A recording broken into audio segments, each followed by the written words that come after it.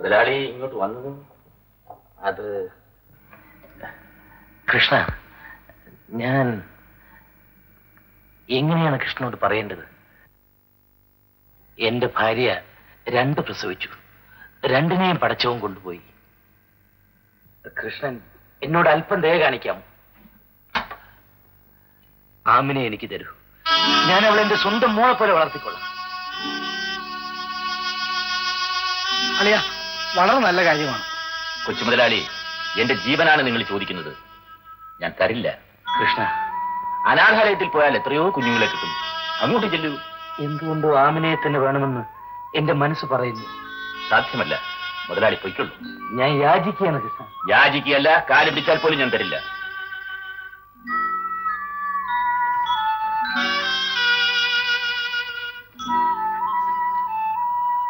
എനിക്ക് അവളെ ഒന്ന് കാണാമോ?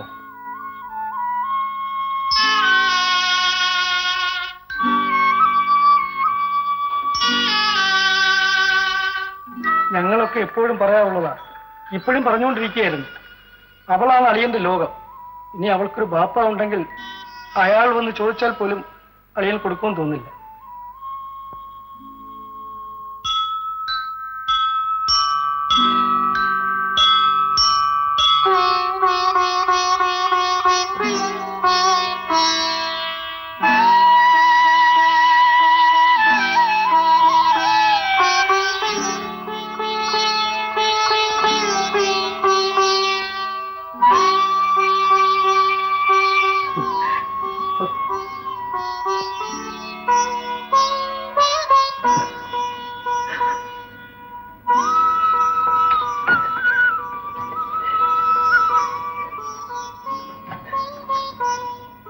വേണ്ട മുതലാളി, എന്റെ കഴിവിനൊത്ത് ഞാൻ എന്റെ കുഞ്ഞിനെ വളർത്തിക്കൊള്ളാം.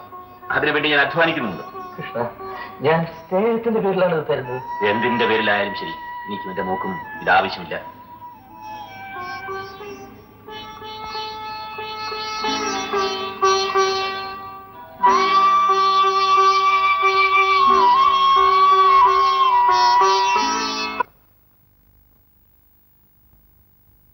എന്താ ആമിനെ എവിടെ? അവളെ കാണുന്നില്ല. എന്നിട്ട് നീ ഒറ്റയ്ക്ക് ഇങ്ങോട്ട് പോകുന്നു അല്ലേടാ? എവിടെയായിരുന്നു? നീ ഒറ്റയ്ക്ക് പോണോ? ചേട്ടാ, ആമിന, ആമിന,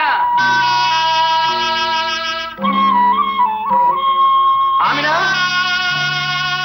മോളെ, മോളെ,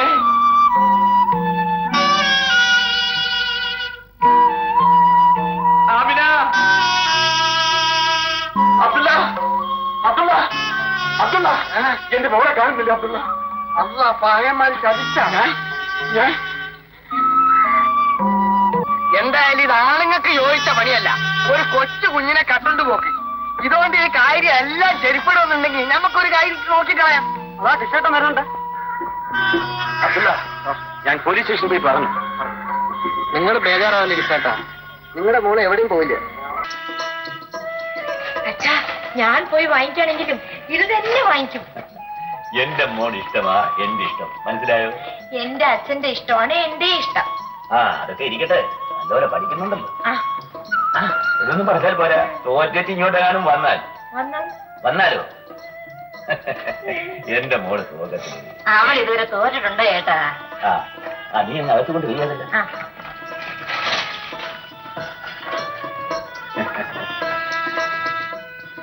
ദേവേട്ടാ, ദേവേട്ടാ, എന്റെ പെരുന്നാളിന്റെ ഡ്രസ് കണ്ടോ? ദേവി, നീ എന്ന് മറന്നേക്കും. നിന്റെ സ്നേഹത്തിന് പാത്രമാവാൻ ഞാൻ അർഹനല്ല. ദേവേട്ടാ, നീ ആകാശത്തിലെ വെള്ളി നക്ഷത്രമാണ്, ഞാൻ പൂഴുമണ്ണിലെ പുൽക്കൊടിയും. അമ്മായി, അമ്മായി, ദേവേട്ടന് ഭ്രാന്താണ്. ഞാൻ നാടകത്തിന്റെ കാര്യം പറയല്ലേ? നാടകത്തിന്റെ കാര്യമാണോ? എഴുതി തീർന്നോ? ഇല്ല, ഒരു പ്രതിസന്ധിയിൽപ്പെട്ട് നിൽക്കുകയാണ്. എന്താ അത്? സാമ്പത്തിക അസമത്വം നായികനായകന്മാരെ അകറ്റി നിർത്തുന്നു. ഞാൻ എങ്ങനെ കഥ എഴുതി അവസാനിപ്പിക്കും? അവരുടെ അച്ഛനമ്മമാരുടെ മനസ്സ് മാറ്റണം. അത് മാറില്ല. എന്നാ അവൾ അവന്റെ കൂടെ ഒളിച്ചോടി പോകട്ടെ. അവർ കഷ്ടപ്പെട്ടു പോകും. അവൾ അതിന് തയ്യാറുമല്ല. പിന്നെ എന്താ ചെയ്യാ? നീ തന്നെ പറ. ഒരു വഴിയുണ്ട് ദേവേട്ട, നായകനെ പണക്കാരനാക്കണം. അതെങ്ങനെ? ലോട്ടറിയിൽ 5 ലക്ഷം രൂപയുടെ 1ാം സമ്മാനം കിട്ടുന്നു. അമ്മായി, അമ്മായി, എന്താ ഇവിടെ? എന്താടാ? അമ്മായി ദേവേട്ടന്റെ നാടകം കോളേജിൽ കളിക്കാൻ പോകുന്നു. നീ നാടകം എഴുതുന്നു?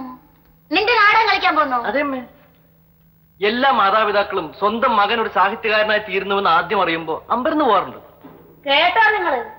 കേട്ടോ? മോൻ നാടകം എഴുതി കളിക്കാൻ പോണു പോലും. ഓഹോ, കേട്ടോണ്ട് തന്നെ. അവൻ എന്റെ മോനാ. അവൻ നാടകമല്ല വേണ്ടി വന്ന ഒരു തുടങ്ങിയല്ലേ അച്ഛനും അമ്മയും കൂടി. ഇടാ, ഈ വഴക്ക് ഇന്ന് തന്നെ തുടങ്ങിയല്ല, നിന്റെ അമ്മയുടെ കഴുത്തിൽ താലി പച്ച നിമിഷം തുടങ്ങിയതാ. ഇവളുടെ കഴുത്തിൽ ഞാൻ താലി കെട്ടിക്കൊണ്ടിരിക്കുമ്പോ എന്റെ അടിവേറ്റില്ല. കൈ കൊണ്ടത് ശരി, പക്ഷേ കൈ കൊണ്ട് ആളെ മാറ്റിയായിരുന്നു ഞാൻ. അച്ഛൻ താലി കെട്ടുന്ന അമ്മയ്ക്ക് ഇഷ്ടമല്ലായിരുന്നിരിക്കും. എടാ, പെണ്ണിന്റെ കാലി ചവിട്ടിന്നോണ്ടാണ് ആണുങ്ങൾ താലി കെട്ടുന്നത്.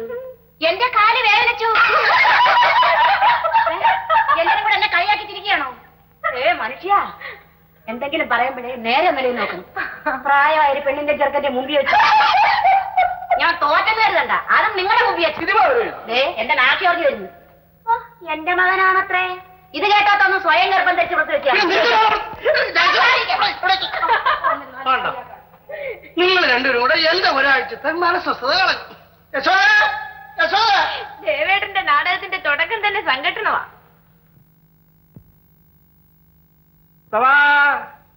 മുസ്തവാ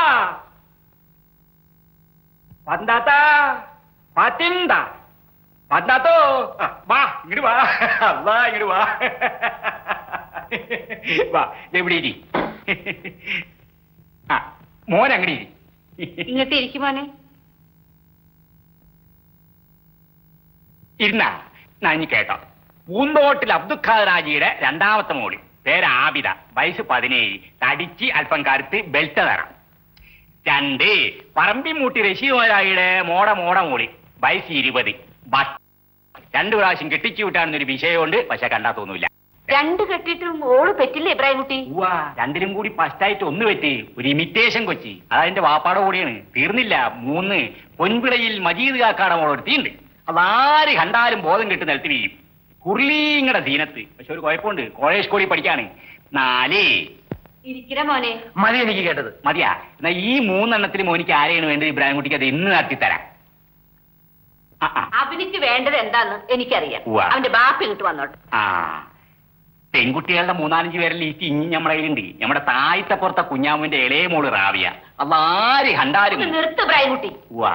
പെൺകുട്ടികളില്ലാഞ്ഞിട്ടല്ല, അല്ല കെട്ടുന്ന മോളാഞ്ഞിട്ട് എവിടെ കുഴപ്പം. നമ്മൾ അതിൽ സങ്കടപ്പെടില്ല. നീ അത് പറയണം. നിങ്ങൾക്കൊരു കുഞ്ഞിക്കാല് കാണാൻ ആശയുണ്ടാവില്ലേ? നിനക്കില്ലേ സഫിയ? പടച്ചോൻ ഞമ്മക്കതിന് വിധിച്ചിട്ടില്ല. പഠിച്ചവൻ നിന്നെയല്ല എന്നെയാണ് ശിക്ഷിക്കുന്നത്. ഞാൻ ചെയ്ത തെറ്റിന് ഈ ദുനിയാവിൽ വെച്ച് തന്നെ പഠിച്ചവൻ എന്നെ ശിക്ഷിക്കുന്നു. നിങ്ങൾ എന്ത് തെറ്റാണ് ചെയ്തത്? ഇനിയെങ്കിലും എന്നോടത് പറയില്ലേ? നിനക്കത് സഹിക്കാൻ കഴിയുമോ സഫിയ? കഴിയും. എന്നോട് മറ്റൊരു വിവാഹം കഴിക്കാൻ പറയുന്നവളല്ലേ നീ?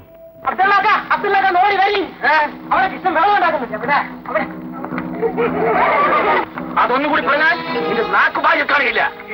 എന്റെ ഈ റൗഡിസ് ഇങ്ങനെ നിർത്താറില്ലേ? ഈ കത്തി ഞാൻ കൊല്ലാൻ വാങ്ങിച്ചതാണ്. കൊല്ലപ്പെടേണ്ടവരെ കണ്ടുകിട്ടിയില്ല. പക്ഷെ ആരെങ്കിലും കൊല്ലിച്ച് ഇറങ്ങുമെന്ന് നിർബന്ധമാണെങ്കിൽ നിങ്ങൾ വാശി പിടിച്ചാൽ ഞാൻ കൊല്ലുക തന്നെ ചെയ്യും.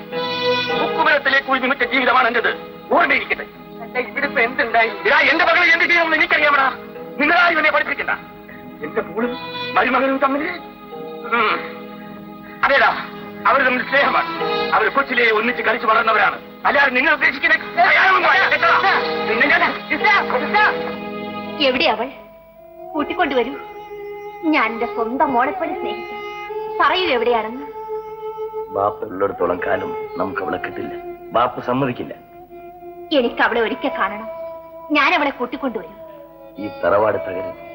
എന്നെയും നിന്നെയും ബാപ്പ ഈ വീട്ടിൽ നിന്ന് വെളിയിലിറക്കും. ഇനിയൊന്നും എന്നോട് ചോദിക്കരുത്. അവളുടെ ആരുമല്ലാത്ത ഒരാൾ അവൾക്ക് വേണ്ടി പെരുന്നാൾ ഉടുപ്പ് വാങ്ങുന്നു.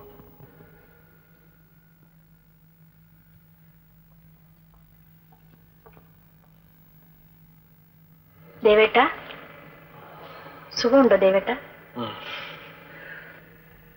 നിനക്കെന്ത് പറ്റി അമീന? ഞാൻ ഇന്ന് ഉച്ചയ്ക്കൊന്നും കഴിച്ചില്ല. അച്ഛൻ കാശ് തരുന്നില്ലേ? തന്നു. എന്നിട്ട് എനിക്ക് വിശപ്പ് തോന്നിയില്ല. ദേവേട്ടിന്റെ ക്ലാസ്സിലെ മാത്യൂസ് ചോദിച്ചിരുന്നു. നീ എന്ത് പറഞ്ഞു? ഞാൻ പറഞ്ഞു മടിച്ചിരിക്കുകയാണെന്ന്. ദേവേട്ടിനിപ്പോ അസുഖമൊന്നുമില്ലല്ലോ? ഇല്ല. എന്നാൽ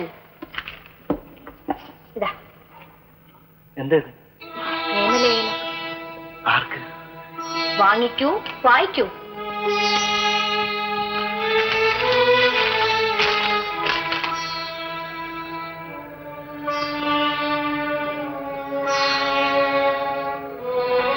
എങ്ങനെ ഇരിക്കുന്നു ദേവേട്ട?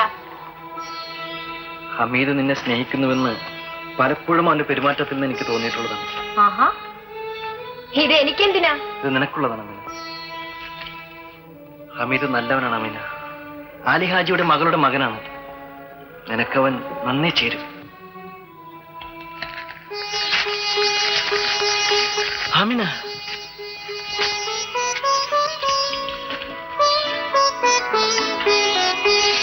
എന്റെ കാര്യം എന്റെ അച്ഛൻ നിശ്ചയിക്കും. അതുപോലെ നടക്കൂ ദേവേട്ട.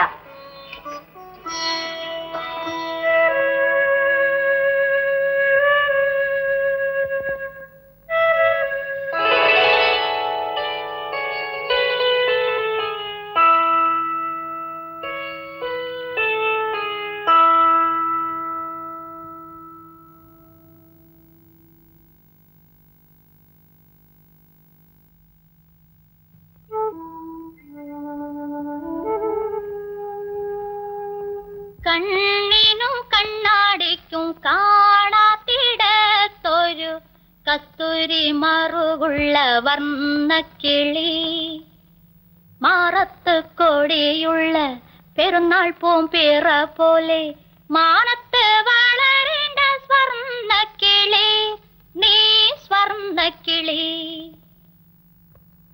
ആമിനയ്ക്ക് എവിടെ നിന്ന് കിട്ടി ഈ പാട്ട്? ഞാൻ പറയില്ല.